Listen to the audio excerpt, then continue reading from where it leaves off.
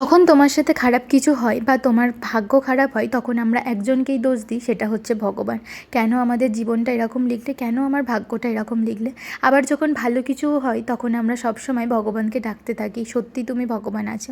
তেমনই হয়তো আমার জীবনে অনেক কিছু গল্প, ছোটোবেলা থেকেই অনেক কিছু দেখে এসেছি এবং অনেক পরিস্থিতির শিকার হয়েছি। নিজের জীবন দিয়ে একটা জিনিস বুঝেছি, যদি তুমি সঠিক এবং সত্যতা থাকো, তাহলে ভগবান তোমার সাথে সবসময় সাথ দেবে। হয়তো তোমার পরীক্ষা নেবে, কিন্তু ভালো সময় একদিন না একদিন দেখাবে।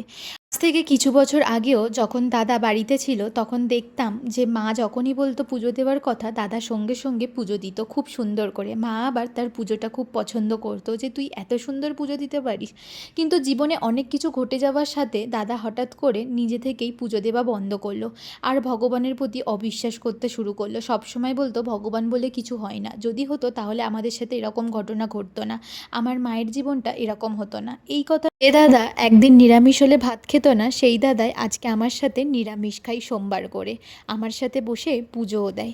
হয়তো তার জীবনে অনেক কিছু ঘটেছে, তার জন্যই সে ভগবানকে আবার বিশ্বাস করা শুরু করেছে। এটা থেকে বিশ্বাস করি, নিজের প্রতি বিশ্বাস হারালেও ভগবানের প্রতি কখনো বিশ্বাস হারিও না। সে তোমার সব কিছু কেড়ে নিলেও একদিন তোমাকে সব কিছুই ফিরিয়ে দেবে, তার থেকে ডবল।